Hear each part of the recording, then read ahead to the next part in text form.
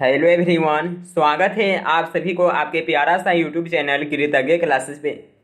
सो बच्चों, आज हम लोग करने वाले हैं 10th साइंस के मॉडल सेट को। यह मॉडल सेट है जो कि इंटरनेट पे आधारित, इंटरनेट पे जो बिहार बोर्ड के द्वारा मॉडल सेट जारी होता है उसी पर आधारित मॉडल सेट तैयार किया जाता है। उसका यह मॉडल सेट है जिसमें कि हम लोग 40 MVVI प्रश्न को करने वाले हैं। आज के इस वीडियो में हम लोग 40 MVVI ऑब्जेक्टिव को करेंगे।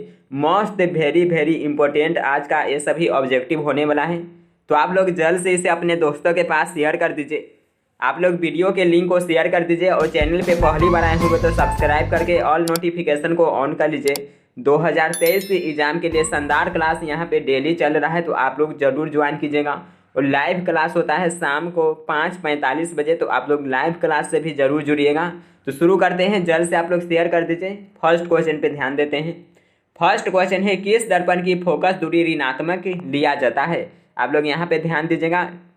टाइम कम होने के कारण टाइपिंग नहीं हो पाया है, तो यहाँ पर आप लोग ध्यान दीजिए। ऐसे है जो कि पूरा साफ दिखाई दे रहा है और इसका PDF आपको ऐसे टेलीग्राम पे दे दिया जाएगा। देखिए, किस दर्पण का फोकस दूरी ऋणात्मक लिया जाता है।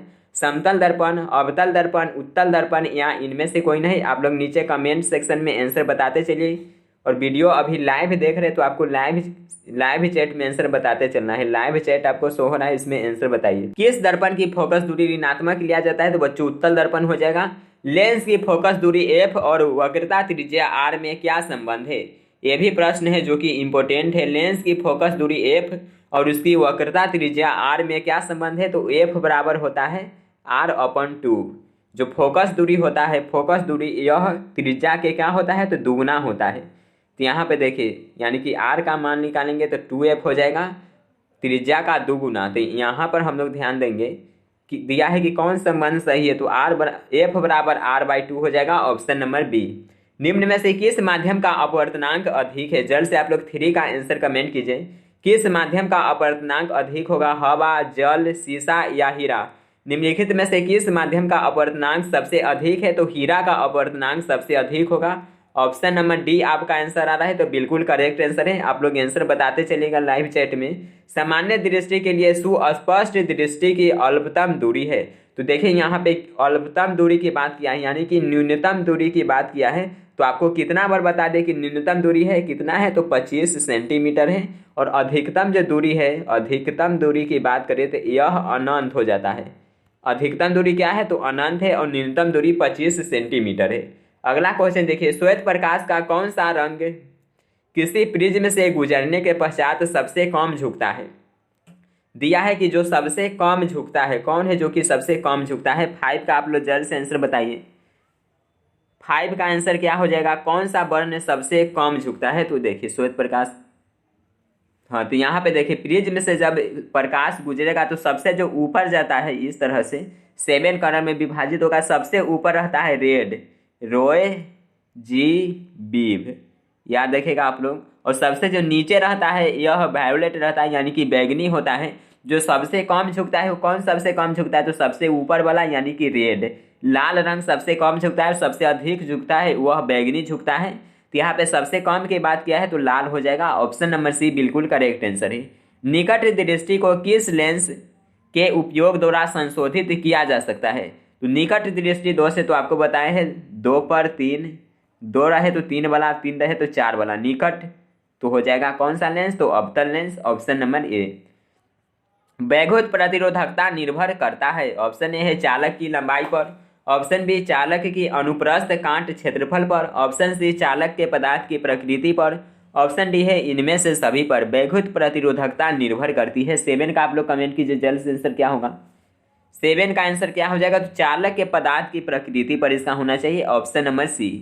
नेक्स्ट क्वेश्चन देखते हैं, विद्युत शक्ति का एसआई मात्रक बताइए। विद्युत शक्ति का एसआई मात्रक क्या होता है, तो विद्युत शक्ति का एसआई मात्रक वाट होता है, ऑप्शन नंबर ए बिल्कुल इसका करेक्ट आंसर है। आगे बढ़े, नेक्स्ट क्वेश्चन यहाँ पे, 1 यूनिट विद्युत ऊर्जा का मान होता है, तो 3.6 × 10⁶ जूल, 3.6 गुना 10⁻6 जूल होता है। आगे देखिए, नेक्स्ट 10 नंबर क्वेश्चन। आप लोग वीडियो को लाइक और शेयर कर दीजिएगा। 10 नंबर क्वेश्चन देखिए, कम समय में हम लोग यहाँ पे सवाल को करेंगे 40 सवाल। ज़्यादा अभी टाइम को वेस्ट नहीं करना, इसलिए एकदम कम समय में और पूरी क्वेश्चन को करेंगे और विस्तार से यहाँ पे। तो आप लोग ध्यान से देखते रहिए और इस आंसर मालूम है तो कमेंट बॉक्स में बताते चलिए। देखिए, निम्न में से कौन सा कथन सत्य नहीं है? ऑप्शन ए, विद्युत जनित वैद्युत चुंबकीय प्रेरण पर कार्य करती है, तो ये तो बिल्कुल सही है। ऑप्शन बी है, विद्युत मोटर विद्युत ऊर्जा को यांत्रिक ऊर्जा में बदलती है, ये भी सही है। चुंबकीय बल रेखाएं परस्पर नहीं काटती, ये भी सही है। हरे विद्युत रोधन वाला तार प्राय विघुनमय तार होता है, ये नहीं होगा। ऑप्शन नंबर डी इसका बिल्कुल करेक्ट आंसर है। फ्लेमिंग के वाम हस्त नियम में बायां हाथ का मध्यमा संकेत करती है। फ्लेमिंग का बाएं हाथ का नियम है, इसमें जो बाएं हाथ का मध्यमा अंगुली है यह क्या संकेत करती है? तो चालक में प्रवाहित विद्युत धारा की दिशा को है जो कि प्रदर्शित करती है, संकेत करती है। ऑप्शन नंबर सी हो जाएगा। चुंबक के भीतर चुंबकीय क्षेत्र रेखाओं की दिशा क्या होती है? तो देखिए यहाँ पे चुंबक की भीतर की बात किया है, तो चुंबक की भीतर क्या होता है देखेंगे, इधर नॉर्थ पोल होगा और साउथ पोल होगा। तो चुंबक के बाहर जाता है या इस तरह से जाता है, इस तरह से। लेकिन जैसे ही यहाँ पे देखिए, इस तरह से हम लोग यहाँ पे फिगर को ड्रॉ करेंगे तो ऐसे चले जाता है, यहाँ से निकल करके ऐसे, तो साउथ से नॉर्थ जाता है। लेकिन यह जब चुंबक की अंदर जाता है तो नॉर्थ पोल से साउथ पोल की ओर जाने लगता है, यानी कि उत्तर ध्रुव से दक्षिण ध्रुव की ओर जाता है। ऑप्शन नंबर ए इसका राइट आंसर है। नाभिकीय ऊर्जा का स्रोत निम्न में से कौन सा है? तो नाभिकीय ऊर्जा का स्रोत यूरेनियम है। Option number A. काली चूना का रासायनिक सूत्र क्या है? काली चूना CaO होता है, और बिना बुझा हुआ चूना की बात करें CaOH का होल 2 होता है, और CaCO3 कैल्शियम कार्बोनेट या संगमरमर होता है। इसे आप लोग याद रखिएगा। जल के वैद्युत अपघटन में कैथोड पर कौन सा गैस मुक्त होता है? तो कैथोड पर ऑक्सीजन गैस मुक्त होता है। ऑप्शन नंबर ए होगा। नेक्स्ट क्वेश्चन देखते हैं। बेकिंग सोडा का रासायनिक सूत्र है। बेकिंग सोडा का रासायनिक सूत्र बताइएगा क्या होगा? तो बेकिंग सोडा इसे क्या बोलते हैं? तो खाने वाला सोडा।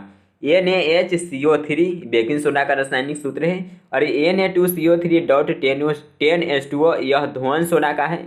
यह कैल्शियम कार्बोनेट है, संगमरमर, और यह हो जाता है बिना बुझा हुआ चूना। नेक्स्ट, कौन सा पदार्थ नीले लिटमस पत्र को लाल कर देता है? तो नीले को लाल, आपको एक शब्द याद रखने के लिए बोले थे, आपको कन्फ्यूजन होगा तो एक शब्द याद रखना है, अनिल। जो अम्ल है यह नीला लिटमस पत्र को लाल कर देता है। पूछा है कि कौन नीले के लाल करता है, तो अम्ल हो जाएगा। Option number A. अगला क्वेश्चन यहाँ पे है 18 नंबर। मिल्क ऑफ मैग्नीशिया का pH मान होता है। यह भी इंपॉर्टेंट सवाल है। मिल्क ऑफ मैग्नीशिया का pH मान 10.5 होता है। ऑप्शन नंबर डी आपका आंसर आ रहा है, तो बिल्कुल करेक्ट आंसर है। नेक्स्ट क्वेश्चन है, निम्न में से कौन सा अधातु चमकीला है? तो जो चमकीला अधातु की बात करें तो आपको याद रखना है कौन सा है जो कि चमकीला अधातु है? तो आयोडीन। आयोडीन इसे बोलेंगे NaCl सोडियम क्लोराइड, यह चमकीला अधातु है। अगला क्वेश्चन है यहाँ पे 20 नंबर।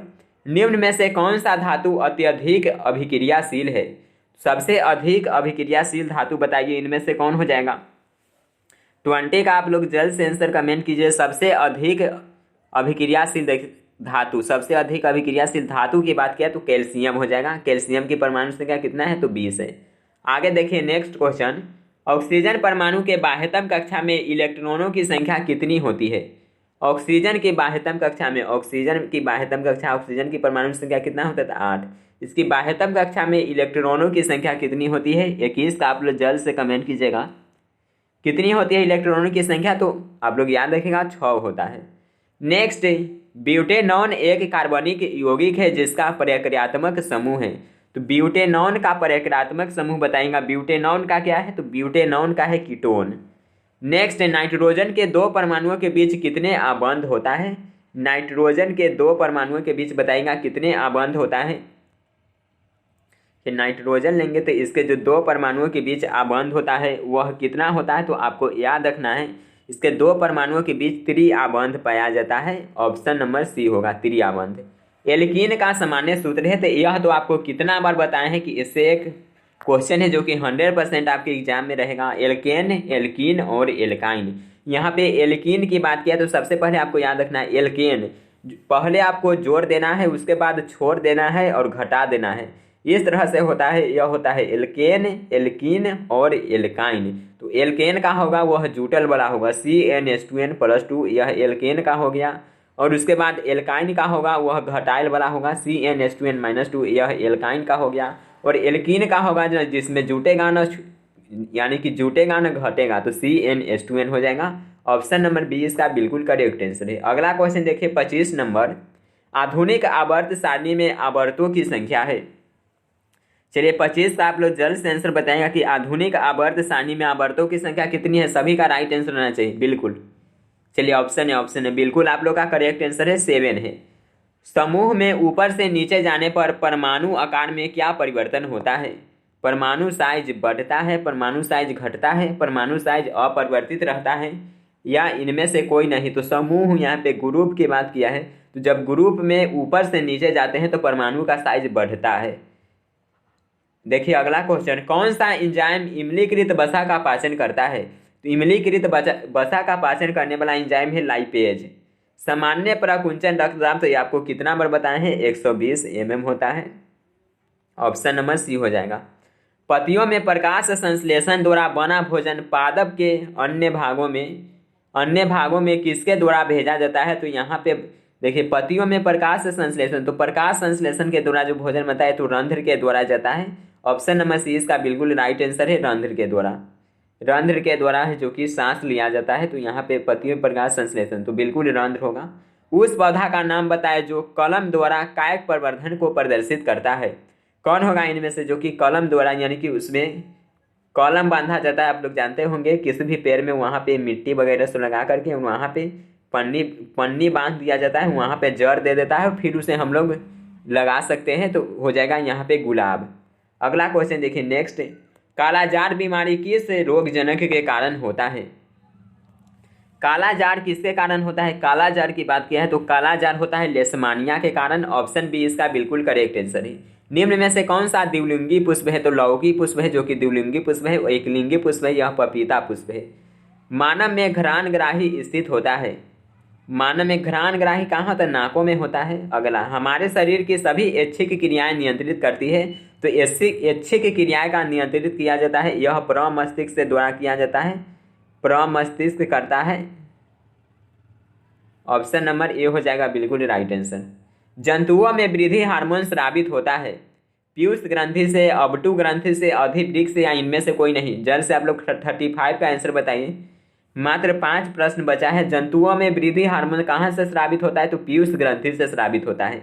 नेक्स्ट है, आनुवंशिकता का सिद्धांत किसने प्रतिपादित किया था। तो ग्रेगर जॉन मेंडल ने आनुवंशिकता का खोज किया था। ऑप्शन नंबर ए हो जाएगा। और इन्होंने किस पौधे का यूज किए थे। तो मटर के पौधे का यूज किए थे। चलिए आगे देखते हैं नेक्स्ट क्वेश्चन, स्त्रियों में लिंग गुणसूत्र होते हैं। स्त्रियों में लिंग गुणसूत्र क्या होते हैं। तो बच्चों तो एक्स होता है। यहीं पे पुरुषों की बात करें तो XY होता है। ऑप्शन नंबर बी इसका राइट आंसर है। निम्न में से कौन जैव निम्नीकरण कचरा है। इनमें से कौन जैव निम्नीकरण कचरा है। 38 का आप लोग आंसर बताएगा। निम्नलिखित में से कौन जैव निम्नीकरण कचरा है। तो टिश्यू पेपर है। आहार तथा पानी किस राज्य की जल संग्रहण व्यवस्था है। तो आहार और पानी यह जल संग्रहण व्यवस्था है, यह महाराष्ट्र का है। ऑप्शन सी आपका आंसर आ रहा है तो बिल्कुल राइट आंसर है महाराष्ट्र। अगला यहाँ पे लास्ट क्वेश्चन है, प्राकृतिक संसाधन का प्रबंधन के लिए सबसे उपयुक्त विकल्प निम्न में से कौन है। तो सबसे उपयुक्त विकल्प की बात किया है यहाँ पे 40 का आप लोग कमेंट कीजिए। तो कम उपयोग भी करेंगे, पुनः चक्रण और पुनः उपयोग, तो इनमें से सभी हो जाएगा। तो यहाँ पर हम लोगों ने 40 ऑब्जेक्टिव को कर लिए हैं। आप कितना सही कर पाए हैं जल्द से कमेंट करके बताइएगा। मात्र 13 मिनट में हम लोगों ने 40 ऑब्जेक्टिव को पूरी अच्छी तरह से किए हैं। आपका कितना सही हुआ 40 में, कम से कम तो 25 प्लस सही होना चाहिए, तभी आप बोर्ड एग्जाम में अच्छा कर सकते हैं। क्योंकि 80 ऑब्जेक्टिव में आपको 40 बनाना है। तो यहाँ पर 40 में आप लोग कम से कम 25 सही किए होंगे, तो बहुत अच्छा आपका स्कोर रहा है। कमेंट करके ज़रूर बताइए आपका कितना सही हुआ है। और इसका PDF के लिए टेलीग्राम ज्वाइन कीजिए, डिस्क्रिप्शन में लिंक दिया गया है। कमेंट करके ज़रूर बताइएगा आप आज का आपको वीडियो कैसा लगा। मिलते हैं आप लोगों से नेक्स्ट वीडियो में। और रोज़ 5:45 में लाइव क्लास होता है शाम को, तो आप लोग ज्वाइन कीजिएगा। Bye everyone, take care, love.